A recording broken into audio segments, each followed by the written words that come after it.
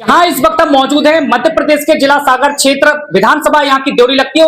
ऐसा गांव जो काफी आज डेवलप यहाँ पे देखने के लिए मिल रहा है। ये महाराजपुर गांव है और जब यहाँ पे पहुंचे गांव में तो काफी कुछ यहाँ पे पहले की अपेक्षा में आज के दौर में काफी कुछ बदलाव यहाँ पर देखने को मिला है।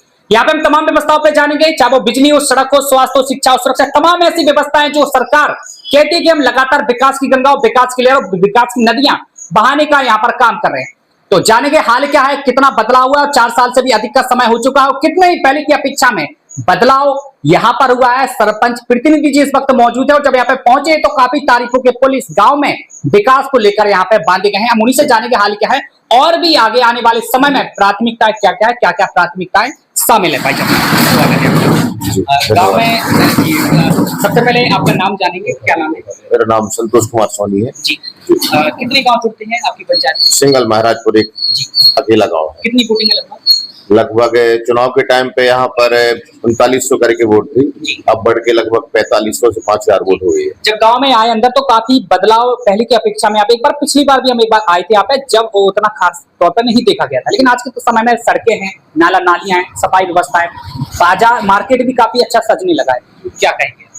सब पहली बात तो सरकार की योजनाओं का लाभ है और वैसे जो भी विकास के बड़े काम हुए हैं वो हमारे माननीय विधायक जी हैं ड्योरी विधानसभा के, उन्हें लगभग 1.5 करोड़ रुपए के बड़े काम हमारे ग्राम के लिए दिए थे। प्राथमिकता से मैं उनको धन्यवाद देना चाहता हूँ। बाकी शासकीय योजनाएं जो वित्त की राशियां आती हैं उससे बाकी गांव में अन्य कार्य किए गए, जैसे 80 लाख रुपए का एक सामुदायिक भवन है, 40 लाख रुपए तालाब को है। भले काम RES में हुआ है लेकिन विकास तो ग्राम का हुआ है। उसके साथ में शमशान घाट, ये 3 काम माननीय विधायक जी ने हमारे लिए प्रायोरिटी बेस पर दिए थे, जिससे ग्राम का विकास उभर के सामने आया है। तो इसके लिए हम भी खुश रहते हैं कि लोगों के लिए अच्छा ओपिनियन मिला काम करने के लिए हमारे लिए। बाकी आप सड़कों को लेकर कितना % मानते हैं कि कितनी % सड़कें पूरी हो चुकी हैं?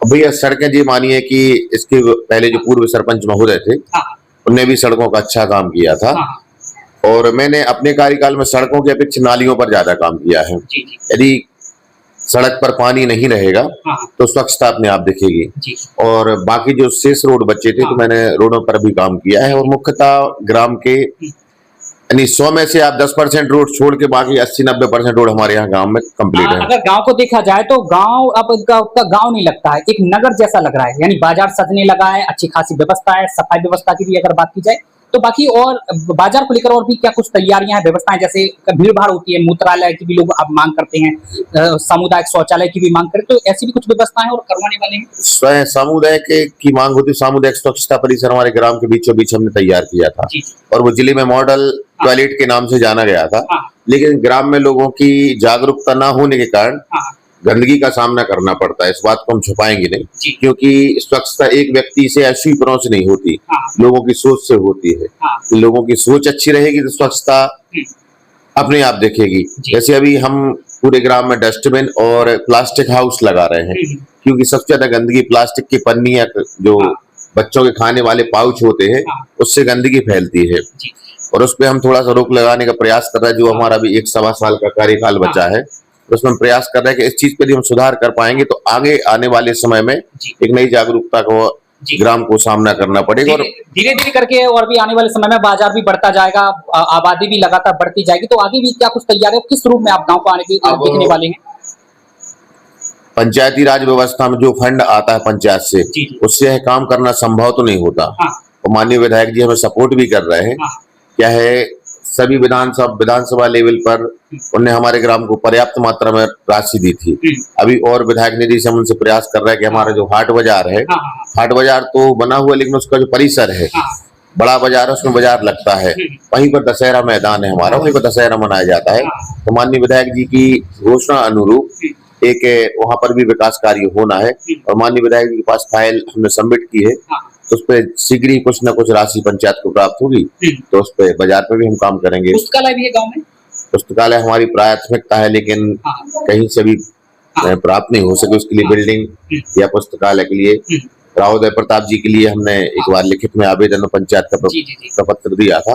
जागरूकता भी लगातार बढ़ती जा रही है, तो उसको लेकर बच्चों की तैयारी को लेकर, घूमने फिरने को लेकर, खेलकूद मैदान की भी मांग की जाती है, पार्क को लेकर भी मांग की जाती है। हमारे यहाँ पर बढ़िया स्टेडियम बना हुआ है। अच्छा, और बच्चे उसमें शाम के टाइम क्रिकेट, या थोड़ा सा आउट है गांव से वो, लेकिन पंचायत भवन उसके जस्ट बाजू में है, तो क्रिकेट तो लोग खेलते हैं।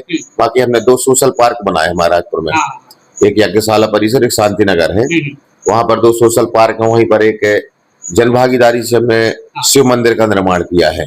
6 लाख रुपए की लागत आई थी उस मंदिर में, और जिसमें जो भोलेनाथ की मूर्ति रखी गई है वो लाडली बहनों ने 135 महिलाओं ने अपनी किस्त दी थी एक महीने की, जिससे 1,45,000 रुपए की भोलेनाथ की शिवलिंग विग्रह प्रतिमा आई थी, जिससे उसका वहां पर स्थापना की है। और बोलने में संकोच नहीं करूंगा क्योंकि वो हमारे गांव का सबसे क्राइट एरिया था। वहां पर शाम 7 के बाद लोगों का बैठना या महिलाओं का निकलना कठिन विषय था, लेकिन आज शाम को वहां पर 11-11 बजे तक महिला पार्क में झूले झूलती हैं और अपने जीवन को सुरक्षापूर्ण और स्वतंत्रता पूर्वक जी सक रही हैं। पेयजल की क्या स्थितियां यहाँ पे, पानी पीने के लिए क्या कुछ? सबसे बड़ी प्राथमिकता में गांव की सुंदरता को डिस्टर्ब करने में जल निगम का काम है। यदि गांव की सुंदरता यदि खत्म हुई है मेरी, तो जो मेरे 4 साल का विकास कार्य था वो जल निगम के कारण डिस्टर्ब हुआ, क्योंकि पूरी सड़कें खुदी, रिनोवेशन उतने अच्छे तरीके से नहीं हुआ जितने अच्छी तरीके से होना था। जो अच्छी हैवी रोड थी उनको खोदा गया। क्या हमारे गांव में सीसी रोड के नीचे खड़ंजा पत्थर वाला रोड है, और पत्थर वाला रोड जब वो सीसी तोड़ते हैं तो बड़े स्तर पे रोड टूटता है, लेकिन उसका रेनोवेशन उतने अच्छे तरीके से नहीं हो पाया, क्योंकि सरकारी तंत्र में कई व्यवस्था उतनी अच्छी नहीं होती।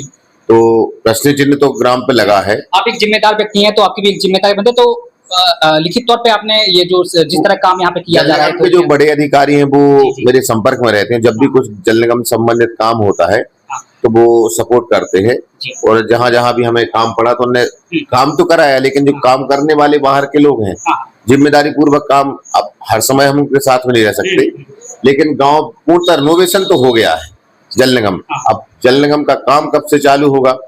सुनने में 2026 में होना था, 25 लास्ट में होना था, लेकिन अभी सुन रहे उनने फिर से एक्सटेंशन लिया है कि काम बढ़ाया जाए। तो ऊपर के विभागीय स्तर पे आप लोगों को जानकारी मिलेगी। सुरक्षा को लेकर और भी कुछ व्यवस्था है यहाँ पे होने वाली, जैसे सीसीटीवी से लैस आपका जो ग्राम पंचायत है, तो क्या इसके लिए भी कदम आगे बढ़ने वाले? आने वाले जो 5वें वित्त की राशि आती पंचायत में, वो सामाजिक कार्यों पर खर्च कर सकते हैं। तो हम अपने ही कार्यकाल में ग्राम का जो मुख्य मार्ग है, जहां से यदि कोई व्यक्ति बाहर गांव के अंदर आएगा और लौट के कोई भी घटना करके बाहर जाएगा, तो मुख्य मार्गों के लिए सीसीटीवी से केंद्रित करेंगे, और एक कंट्रोल रूम एक न एक जगह, कहीं ना कहीं शासकीय जगह जो पंचायत की होगी उस पर कंट्रोल रूम का निर्माण भी करेंगे कि आने वाले समय में सुरक्षा के लिए और पुख्ता इंतजाम हो सके।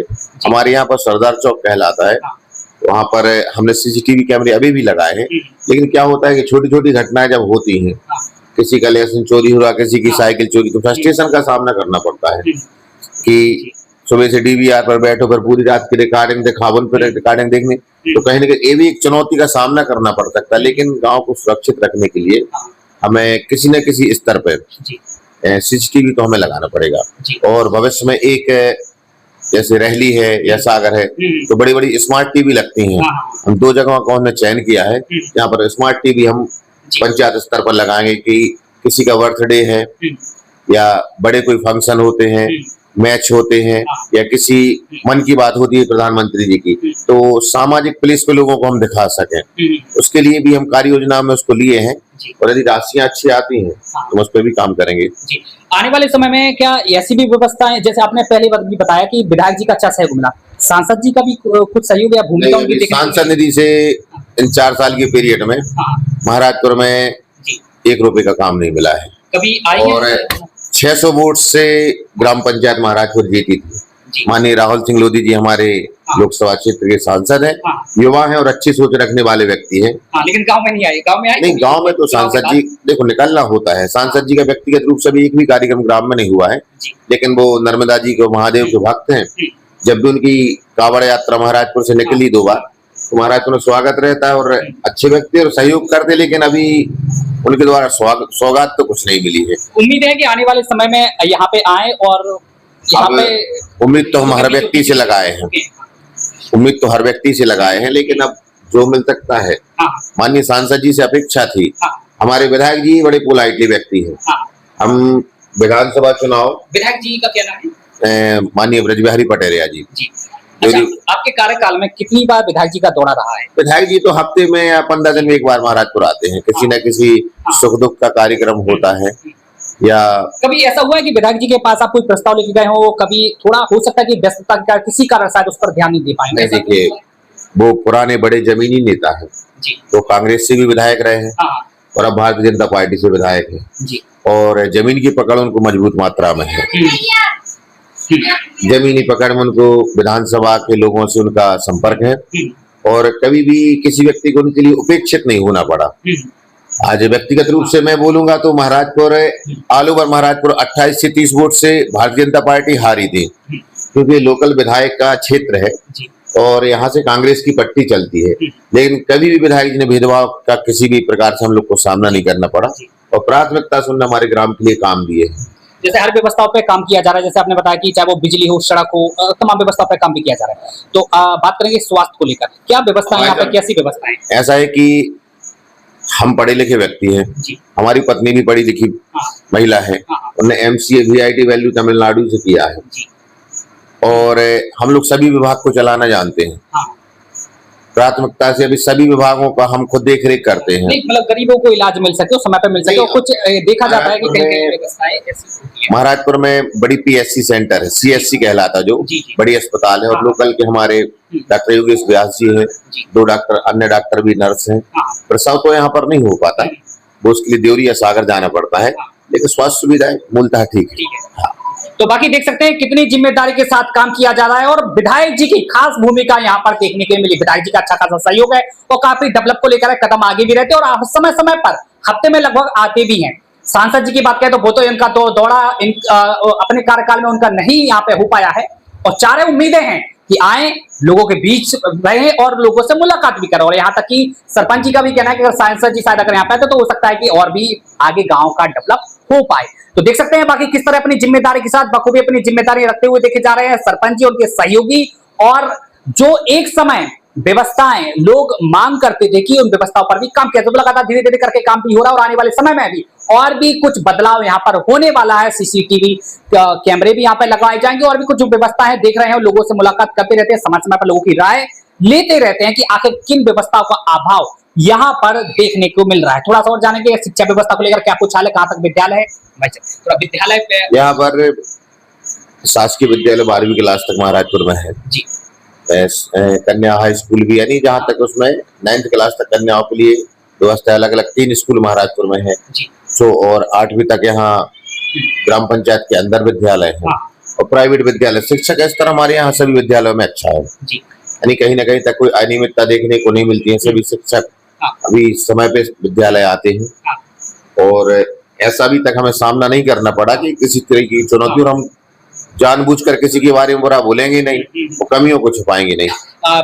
बिजली के बारे में भी काफी चर्चा होती है, अच्छी क्या लगता है? बिजली की व्यवस्था सबसे ज्यादा हमारे यहाँ का प्रश्न चिन्ह है। बड़े ठेके हो चुके हैं पूरे क्षेत्र में, पूरे जिले में लाइन और केबल चेंज और खंबे चेंज हो रहे हैं, लेकिन महाराजपुर के साथ उपेक्षा का शिकार करना पड़ा। जो ठेकेदार हैं जो काम लिए हैं, नाम थोड़ा सा आप लोगों को पता करना पड़ेगा, जिले का टेंडर उनके पास 2 साल से काम चल रहा है, लेकिन महाराजपुर में काम चालू नहीं हुआ था।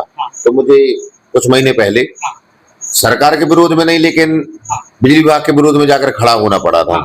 हमारे पंचायत के सभी वरिष्ठ जन वहां पर खड़े हुए थे। गैर राजनीतिक कार्यक्रम था वो, सिर्फ लोगों की परेशानी को लेकर ही हम लोग बिजली विभाग में उपस्थित हुए थे, लेकिन लाइट की व्यवस्था अभी सुचारू रूप से चालू नहीं हुई है।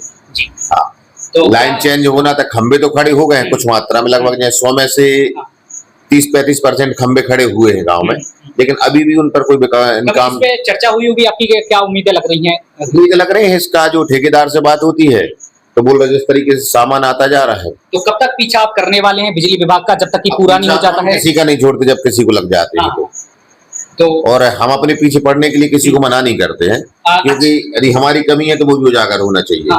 नहीं, अच्छा खासा काफी डेवलप हुआ, लोगों की निगाहें भी आप पर टिकी हैं कि बिजली पर भी और ध्यान दिया जाओ, जल्द से जल्द यहाँ पे हो जाओ, बिजली व्यवस्था में भी सुधार यहाँ पे लगाया जाए। प्रयास है और चल रहा है, जैसे खंबे खड़े हो रहे हैं, अब बोल रहे थे बरसात में लीड खींचेंगे, तो देखते हैं थोड़े दिनों में ठेकेदार से फिर से बात करते हैं, उनसे किस तरीके से रिस्पॉन्स मिलता है। अब वो बोल रहा है जितना सामान आता है जिले में डिस्ट्रीब्यूट करना पड़ता है, तो जितनी मात्रा में मिले कम से कम काम चालू हो, क्योंकि लाइट बड़ी परेशानी है, 2 मिनट भी पानी या हवा चलती है तो लाइट ज्यादा परेशान करती है। बाकी जल्द से जल्द बिजली में सुधार हो, इसको लेकर भी कदम आगे हैं और कदम पीछे हटने वाले नहीं हैं। उनका साफ तौर पर कहना है चाहे हमारी कमियां हो या फिर बात करें विकास को लेकर है तो वो भी दिखाया जाए, और जिन व्यवस्थाओं को लेकर लड़ाइयां लड़ते रहते हैं और हर एक विकास को लेकर कदम आगे भी रहते हैं, तो देख सकते हैं बाकी जो यहाँ पे व्यवस्था है जो एक समय पहले की अपेक्षा में आज काफी कुछ यहाँ पे सुधार हुआ है। तो बने रहिए हमारे साथ, और भी ऐसे जिम्मेदार लोगों से मुलाकात करवाएंगे, क्या कुछ कहते हो, कितने जिम्मेदारी के साथ काम करते हैं और शासन की मंशा अनुरूप किस तरह धरातल पर वो व्यवस्था उतरती हुई भी देखी जाती है, वही आपको बताएंगे।